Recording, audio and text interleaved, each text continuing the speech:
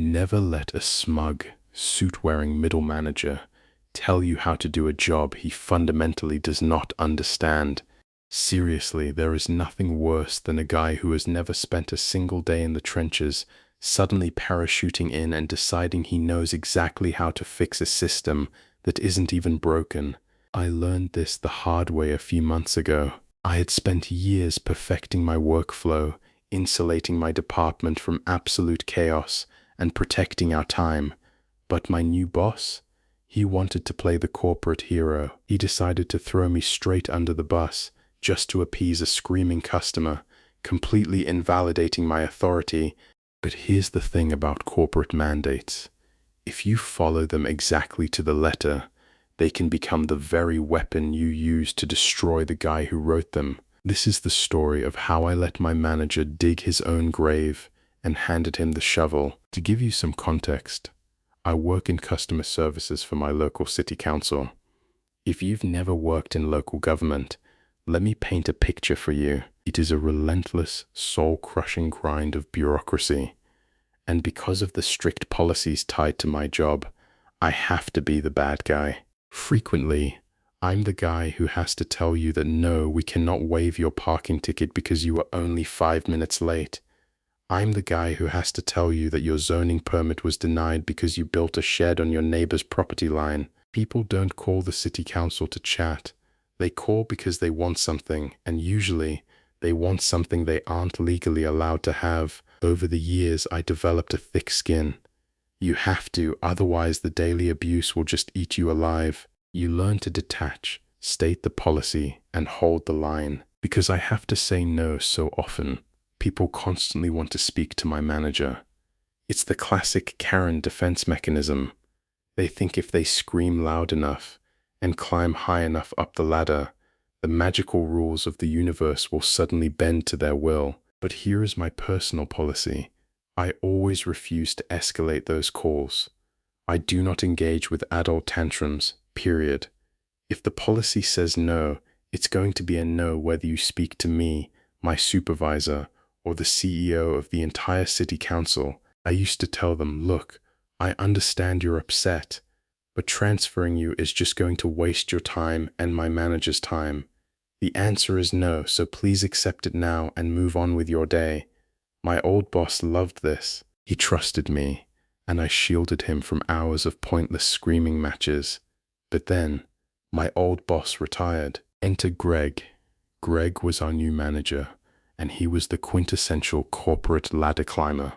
He was in his early 40s, always wore these tailored gray suits that cost way too much for a government salary, and had his hair slicked back so hard it looked like a helmet. Greg didn't care about efficiency. Greg cared about optics. He wanted to look like the ultimate people pleaser, the guy who could smooth over any conflict with a smile and a barrage of corporate buzzwords. Within his first week, he was hovering over everyone's desks, talking about synergy and customer journey optimization. I could tell immediately we were going to clash. He saw my firm approach not as efficiency, but as bad customer service. He genuinely believed that every single caller, no matter how irrational or abusive, just needed to be heard. The betrayal happened a couple of weeks into Greg's reign. I was dealing with a particularly nasty caller. This guy was furious that his trash hadn't been picked up, despite the fact that he hadn't paid his utility bill in 4 months. I calmly explained the policy. No payment, no pickup. He exploded.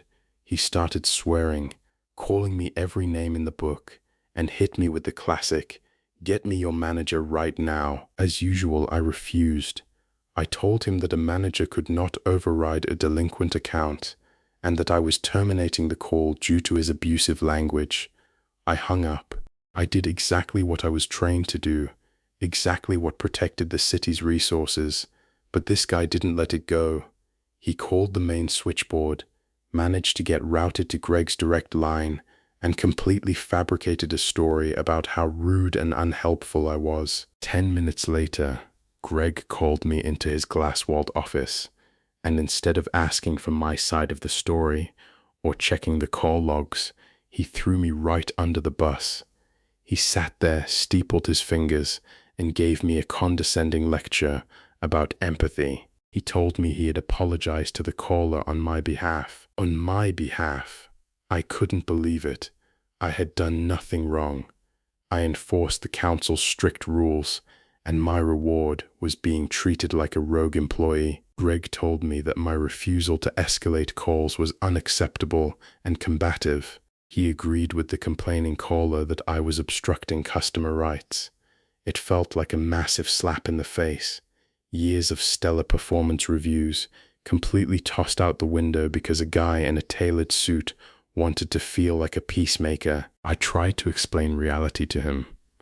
I said, Greg, look, I don't escalate these calls because it's pointless. The policy is the policy. If I transfer them to you, you have to say no too. Speaking to a manager just to repeat the exact same sentence is a waste of both our times. I also explained that I refuse to contribute to this entitled culture where people think screaming manager is a magic spell to get their way, but Greg shut me down immediately. He held up a hand and said, I don't care how you used to do things. Moving forward, whenever someone requests a manager, you must call me. If I'm free, I will take it. If I'm not, you will email me their details and the issue, and I will call them back that very same day. I stared at him for a long moment. He had absolutely no idea what he was asking for. Greg assumed that, like in his previous cushy corporate jobs, a manager escalation happened maybe once or twice a week.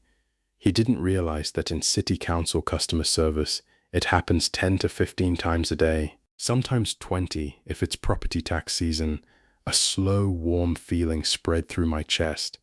The kind of feeling you get when your enemy hands you a loaded gun and asks you to test the safety. I nodded slowly. Understood, Greg. Every single manager request goes directly to you. Consider it done. I walked out of his office, sat down at my desk, and prepared for malicious compliance of the highest order. The games began the very next morning. My first call was a woman furious that the public library wouldn't let her check out books because she had hundreds of dollars in lost item fees. After 2 minutes of me holding the line, she screeched the magic words, I want to speak to someone in authority. Usually I'd say no, but today I smiled. Certainly, ma'am, let me get my manager for you. I put her on hold and dialed Greg. Hey Greg, got an escalation for you. Library fees. I could hear the surprise in his voice, but he took the call. An hour later, a guy demanded a manager over a denied building permit, sent straight to Greg.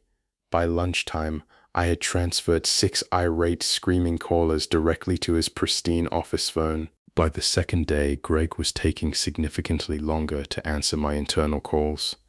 By day 3, he stopped answering altogether. Instead, he sent me a frantic instant message. In meetings, email me the escalation details and I'll call them back later. Oh, you want emails, Greg? You got it. I created a specialized template just for him. Every time someone demanded a manager, I politely took down all their information, their phone number, the specific nuances of their irrational complaints, and I fired off an email to Greg. I battered him. I sent him every single escalation I would have ordinarily shut down over the past 5 years. 10 emails on Wednesday, 15 on Thursday, 22 on Friday. The rule was that he had to call them back that day.